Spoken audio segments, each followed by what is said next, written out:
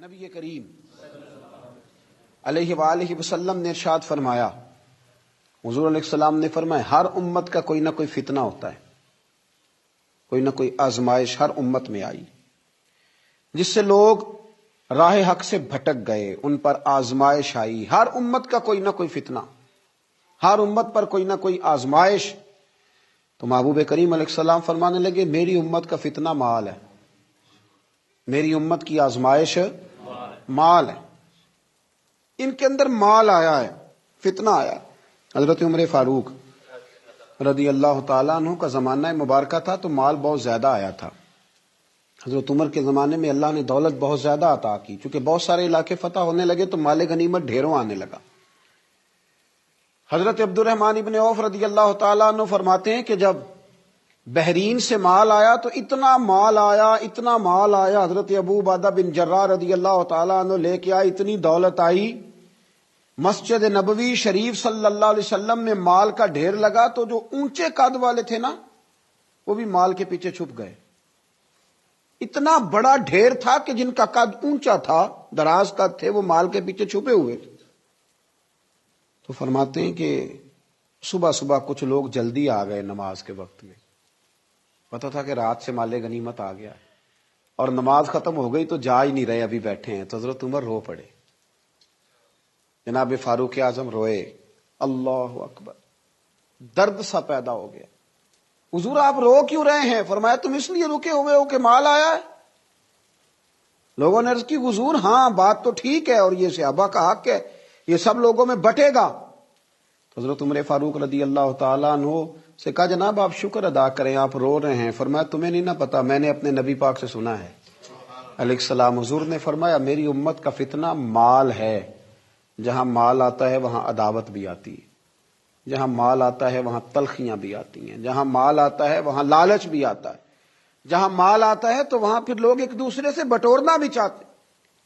جب تک جیبوں میں مال نہیں نہ ہوتا تو جو بھی پیار کرتا ہے ذات سے کرتا ہے، اور جب جیب میں مال آتا ہے تو پھر زیادہ تر لوگ جیب سے پیار کرتے ہیں۔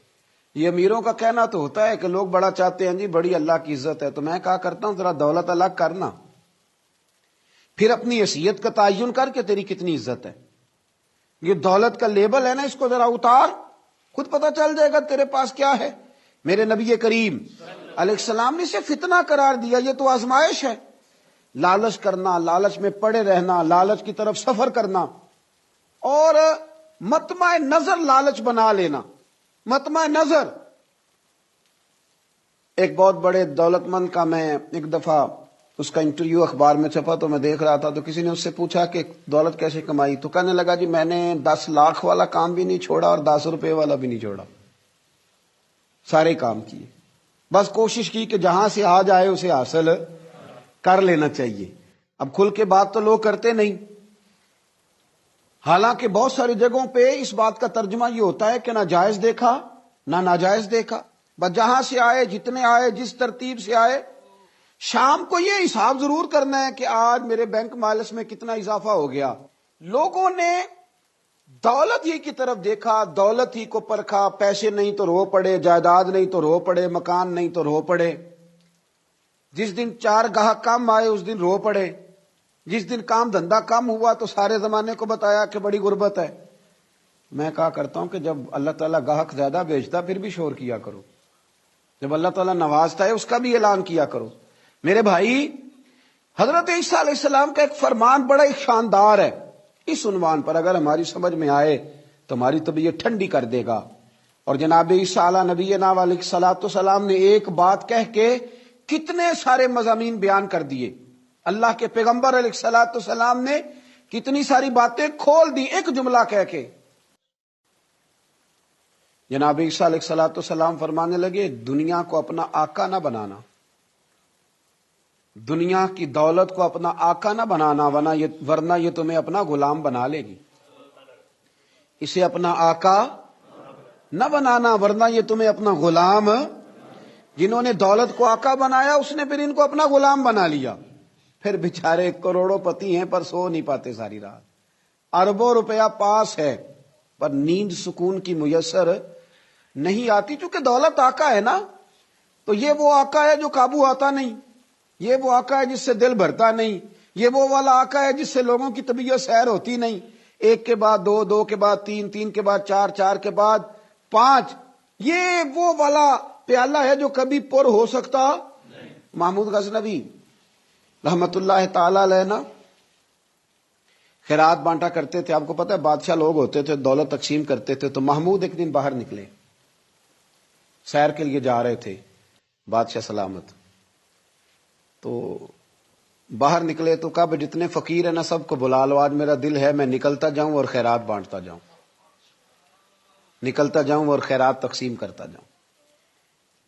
محمود نے اعلان کیا تو بعض اوقات انسان کچھ بات کرتا ہے تو اس کے لفظوں میں نا تھوڑا کر و فر نظر آتا ہے، تھوڑا تکبر نظر آتا ہے، تھوڑا غرور نظر آتا ہے، کہ درویش بھی وہاں سے گزر رہے تھے، انہوں نے بھی بادشاہ کا یہ جملہ سنا، انہوں نے بھی بادشاہ کا یہ جملہ سنا، اس طرف توجہ فرمائی کہ لو جی جو جس نے لینا ہے نا آج اسے دیا جائے گا، آج میں بانٹتا ہی جاؤں گا۔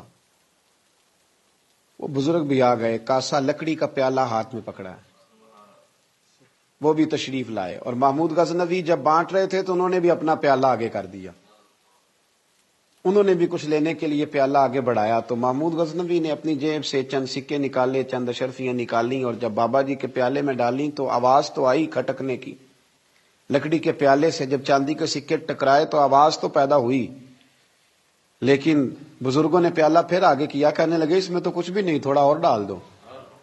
تو محمود کہتا ہے میں نظر ڈال کے دیکھا تو پیالہ تو واقعی خالی تھا، بادشاہ تھا، کہہ چکا تھا کہ آج بانٹنا ہے، جو کوئی مانگے گا اسے دینا، پھر جیب میں ہاتھ ڈالا۔ یہ انا کا بت بھی بڑی مشکل سے ٹوٹتا ہے نا، یہ بڑا پکا ہوتا ہے، یہ نہیں ٹوٹتا۔ دوبارہ پیالہ ڈالا تو پھر چیزیں کھٹکنے کی، بجنے کی آواز تو آئی، لیکن بزرگ کہنے لگے کہ تم نے تو کچھ بھی نہیں دیا۔ پھر پیالہ آگے کیا تو محمود نے جھوک کے دیکھا تو پیالہ پھر خالی تھا، اس نے پھر کچھ ڈالا، پھر دیکھا تو خالی، پھر ڈالا، بجنے کی آواز آئی، پھر خالی۔ اب بادشاہ تھا، ہارنے کا نام ہی نہیں لے رہا، یہ شکست کھانا ہی نہیں چاہتا، اس نے تھیلے منگا لیے، بوریاں منگا لی پیسوں کی بھری ہوئی، ڈالتا جا رہا ہے، بجنے کی آواز آتی ہے۔ محمود تھک گیا، کہنے لگا بابا اس کے نیچے کون سا سوراخ بنایا ہوا ہے، کیا ہے اس کے نیچے، جو سمجھ میں نہیں آ رہا کیا ہے۔ تو ان بزرگوں نے بڑی شاندار بات کی، کہنے لگے محمود یہ انسانی خواہشات کا پیالہ ہے، اور یہ خواہشات کبھی پور نہیں ہو سکتی، ایک پوری کرتے ہیں تو دوسری بن جاتی ہے، ایک پوری کرتے ہیں تو دوسری۔ حضرت مولا علی شیر خدا رضی اللہ تعالیٰ عنہ فرمایا کرتے تھے نفس کی خواہشیں ان بھیڑوں کی طرح ہیں جو کبھی قابو میں نہیں آتی، ادھر سے گھیر کے لاؤ تو ادھر والی نکل جاتی ہیں، ادھر سے گھیر کے لاؤ تو ادھر والی نکل جاتی ہیں، دونوں کو سمیٹو تو سامنے والی گائے۔ یہ خواہشات ہیں، یہ کبھی پوری یہ نہیں پوری ہوتی میاں۔ پھر انسان آگے سے آگے بڑھتا رہتا ہے، ہرس کرتا ہے، لالچ کرتا ہے، طمع کرتا ہے، لینے کی خواہش پیدا کرتا ہے، لیکن یہ چیزیں کبھی اس کے حق میں مؤثر ثابت نہیں ہوتی۔ ہاں میرے نبی کریم علیہ الصلوۃ والسلام سے پوچھا گیا تھا یا رسول اللہ ذلت کیا ہے؟ فرمایا لالچ کرنا۔ تو حضور عزت کیا ہے؟ فرمایا جو رب نے تجھے دیا اس پہ راضی ہو جا، اللہ عزت عطا فرما دے گا۔ قناعت میں عزت ہے، لالچ میں ذلت ہے۔ تو ہرس کرنا، ہوس کرنا، مال کے پیچھے بھاگنا، لوگ تعلیم حاصل کرتے ہیں تو مال کمانے کے لیے، ہنر سیکھتے ہیں تو مال کمانے کے لیے، کسی استاد کے پاس جاتے ہیں تو مال کمانے کا طریقہ سیکھنے کے لیے، کسی سے یارانہ لگاتے ہیں تو کہتے ہیں ذرا دیکھو تو صحیح یہ آگے کیسے گیا ہے۔ جب مطمع نظر ہی مال ہو، جب توجہ ہی ساری مال کی طرف ہو، جب دولت ہی ہر چیز کا لوگ ماں حاصل سمجھ لیں اور مقصود اور مدعائی دولت کو بنا لیں، تو پھر انسانوں میں کمزوریاں پیدا ہوتی ہیں، روحانی قوتیں ختم ہوتی ہیں، پھر انسانوں کے اندر شوق، ذوق اور وہ ساری چیزیں کمزور پڑتی ہیں۔